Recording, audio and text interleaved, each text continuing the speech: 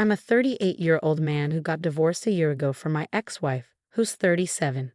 We have two kids, aged 10 and 7. I get to see the kids half of the month due to our custody arrangement, but I still have to pay child support to my ex-wife because I earn more than she does. Our divorce wasn't friendly. We had a lot of fights towards the end of our marriage, and she changed a lot as a person.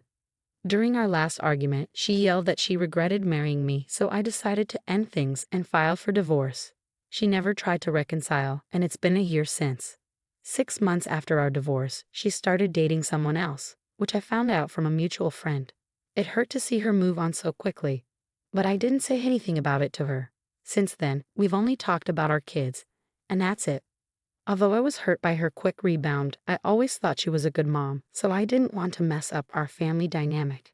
Recently, though, she did something that made me question her character. I was away on a business trip for a few days, and I asked her to watch the kids for an extra 3 days until I got back. She agreed, and I even have messages confirming this. However, on the second day of my trip, my son called me upset because his mom had dropped them off at my house. But I wasn't there to let them in. They were left waiting outside in the cold because I wasn't home, and my neighbors were also away. On that day, I had just moved into a new house in a still developing area where most homes were empty. The only occupied house nearby belonged to an older couple who weren't home. I was already anxious when my son called to say they were waiting outside my house, and the neighbors were away. I asked my son to wait as I called my ex-wife, hoping for a quick apology and for her to pick them up. Instead, she callously told me it was my problem because it was technically my turn to have them. Shocked, I pleaded with her to reconsider for the sake of the kids, but she hung up. I texted her, but she replied that she was running late for a date with her boyfriend and wanted to celebrate their 8-month anniversary. By then, my kids had been waiting in the cold for over 35 minutes. With no other choice, I called Child Protective Services, CPS, and explained. They arrived quickly and took the responsibility of driving my kids to my parents' house, which was out of town. My kids were too young to navigate there on their own. My in-laws had passed away before our marriage, and my other relatives in the city couldn't care for them at the moment. My parents' place was the safest option. I'd also reported my ex-wife for neglect and endangerment because my kids were found sitting on my doorstep, using a blanket to stay warm. By the time the authorities arrived, I felt awful when I heard about the state my kids were in, but I was relieved once they were safe at my parents' house. My ex-wife was arrested for negligence soon after I reported the incident, and I went to bed that night feeling validated, knowing my kids were okay and action was being taken. I immediately contacted my lawyer to pursue full custody upon my return, which would mean an end to child support payments. I was eager to make sure my ex-wife faced consequences. We didn't talk for a couple of days, during which I learned she was charged with a misdemeanor. When I got back from my trip, I saw my kids first and we talked about what happened. I apologized for not being there and assured them it wouldn't happen again. As I was going to file for full custody, my oldest seemed strangely relieved by this, which made me question my assumption that my ex-wife was a good mom. She wasn't perfect, but she seemed to care for the kids during our marriage and after the divorce. The kids hadn't raised any concerns about life with their mom until now. After learning that my son seemed happy about the prospect of not living with his mom anymore, I asked him why. He hesitated at first but eventually opened up and revealed that they had been having a tough time at their mom's place. She was extremely strict, suddenly banning them from having any candy or junk food during the time they spent with her each month. They were stuck eating bland, repetitive meals like tasteless porridge and oats for lunch and dinner, with only slightly more variety on weekends like toast with dip. My kids called this sick food, not because it was cool, but because it was what I would give them when they were actually sick and needed something gentle on their stomachs.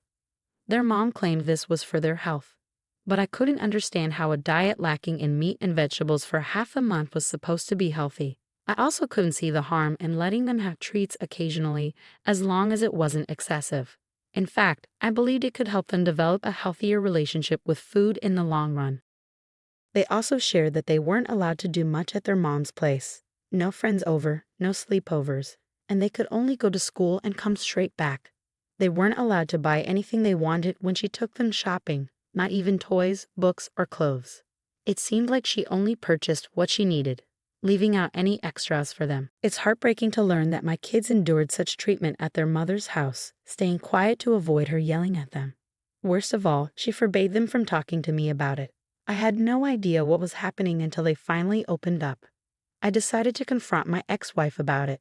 When I called her, she immediately started yelling at me for reporting her to the cops. Ignoring that, I asked her about everything the kids had complained about.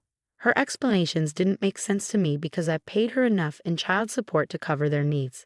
Despite this, my kids felt they never had enough to eat, wear, or play with. She claimed she was between jobs and couldn't afford everything for the kids, but that didn't add up because I was also paying her alimony to maintain her standard of living. I argued with her, but she snapped back, saying it was none of my business how she used the money. This angered me because the money I sent her was for our kids, not for her personal use. I suspected she was lying, so my lawyer and I decided to pursue full custody and also sue her for child abuse and neglect, given the circumstances. She already had a criminal case due to leaving the kids out in the cold. While I was away on my trip, it became clear that I needed to take legal action against my ex-wife. It's been about a week and a half since then, and a few days ago she was served with the lawsuit papers. On the day she was served, she called me, putting on a show of fake tears. She hadn't reached out to me before this, and it seemed she was only doing so now because she realized she might lose custody of our kids. I suspected her tears weren't genuine, that she was more concerned about losing the child support that came with custody than actually caring for our children. During our call, I told her plainly that she had brought this situation upon herself and that I could no longer trust her with the kids.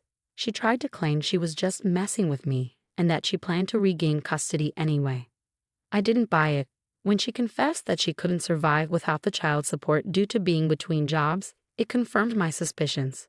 It seemed she wanted custody primarily for financial reasons, not out of genuine love for our children. I was disgusted by this revelation and was ready to end the call when I overheard her friend, who is an attorney, yelling at her to focus on discussing a lawsuit with me instead of dwelling on the money. My ex-wife then changed tack and urged me to drop the lawsuit, calling it petty and claiming she already had enough on her plate with another ongoing legal issue. However, her previous actions had shown me a side of her that deeply concerned me, and I remained resolute in pursuing custody and holding her accountable for her neglectful behavior towards our children. While I was away and engaged in a custody battle with my ex-wife, I also decided to pursue a child protection lawsuit against her. She complained that none of this was fair and accused me of intentionally trying to hurt her because she had moved on with her life while I hadn't. I found her statement so delusional that I couldn't help but laugh before disconnecting the call. There was no point in arguing with her. After that, I focused on my work and taking care of my kids. I knew my kids wouldn't go back to living with their mother under any circumstances, and I was determined to stop the child support payments as well. I started looking for babysitters for when I was at work. Luckily, my mom was staying with me temporarily to help take care of the kids while I was away. Yesterday, my mom called me at work, urging me to come home quickly because my ex-wife was at the door and refusing to leave without speaking to me. Since I couldn't leave in the middle of a workday, I asked my mom to put her on the phone with me. I warned her that if she continued her disruptive behavior, I would have no choice but to file a restraining order against her. Things escalated further when my ex-wife failed to address my warning and instead complained that I was intentionally making her life difficult. She pleaded for compassion and asked me to drop the lawsuit, citing the mental strain of facing multiple legal challenges simultaneously, the impending custody case and a child protection lawsuit. I had already informed my colleagues and boss about the upcoming court proceedings, and they were supportive as long as my work wasn't affected too much. However, my ex-wife argued that she couldn't afford the time and expenses of legal representation and court appearances because she was currently between jobs. I responded by echoing her own words back at her. This was her problem now, not mine. Admittedly, my response was driven partly by spite due to how she had treated me and our children since our divorce. Despite receiving monthly alimony and child support payments from me, she had deprived our children of a stable home environment and instilled fear in them, preventing them from sharing their experiences with me. I believe my actions were fair given her selfishness, dishonesty, and failure as a mother. I didn't think being straightforward with her was unreasonable, considering the circumstances. However, she broke down on the call, accusing me of being horrible to her. She felt it was unjust that she was not only likely to lose custody of the children, but also facing legal action from me. Despite feeling some guilt about the situation, I maintained that the course of action was necessary. I was pursuing legal action against her for neglecting our children, even though she was already facing charges and dealing with a custody case. Update 1. Hi everyone, it's been 2 days since I last shared here, and I've realized I shouldn't feel guilty thanks to your advice and my parents' support. I'm convinced now that the money I've been sending my ex-wife for the kids isn't being used for them at all. She's spending it on herself. We're not connected on social media, and I haven't been in touch with our mutual friends regularly due to my work. But after talking here and with my parents, I reached out to a couple of friends to gather more information about her financial situation. My kids mentioned to me after my last post that their mom is home most days, but on weekends, she's out for hours and leaves them with neighbors. Sometimes she has relatives babysit overnight and comes back only in the morning. I realized my kids were being silent about this, likely because she instructed them not to talk to me about it. I knew something was off and decided to set aside my morals temporarily to investigate further. I've avoided this because I thought she deserved privacy after our divorce. But I see now it was a mistake. If I hadn't unfollowed her on social media, I might have known more about her life. Through a friend's account, I discovered her social media is full of partying, clubbing, beach trips, and romantic getaways at luxury hotels. It's quite the influencer lifestyle, which shocked me because she portrayed herself as financially struggling. My friends explained they didn't mention this before because they felt it wasn't their place to comment. I distanced myself from old friends after the divorce, trying to avoid reminders of her. But that didn't help. Now that I know the truth, I feel no guilt. She deceived me and mistreated our kids to save money instead of using it for them. She deserves the consequences of her actions. I won't let myself feel sorry for her anymore after what I've discovered. Update 2. Right now, my ex-wife and I are in the midst of a lawsuit, with our second hearing coming up in 2 days. Surprisingly, she quickly gave up on the custody battle and expressed willingness to terminate her parental rights because she couldn't afford her lawyer for all 3 cases. Now the kids are fully under my custody, and I finally feel a sense of relief knowing what's going to happen. Regarding the lawsuit, things are leaning in my favor. However, today her boyfriend made a huge mistake by contacting me. He thought sharing their sob story would make me sympathetic, but it only angered me more. It seemed my ex-wife had prioritized her new relationship of barely a year over her own children, which was unacceptable to me. Fortunately, I recorded the phone call because I initially thought he might threaten me. Instead, he asked me to stop the proceedings, claiming my ex-wife had been working hard since quitting her job after the divorce. She's a freelancer, so money is tight, and she's supporting herself, her kids, and him. When I questioned him about her frequent partying and expensive trips, he had no real answer. He insisted it was all for show and that she was struggling financially. He also mentioned she was paying for his master's degree tuition from her savings. When I heard this, I ended the call and blocked him. It finally clicked where all the money was going and why my children were being deprived despite my regular child support payments. She'll have to face the consequences in court, and I'm determined to ensure she does. Update 3. It's been a while. I want to thank you all for your concern and for checking in on me. I'm doing a lot better now, and so are the kids. They seem really happy here with me and hardly mention their mother these days. As expected, she lost the case, and now she owes me a lot of money. This means she can't continue living it up with her boyfriend and friends like she was doing.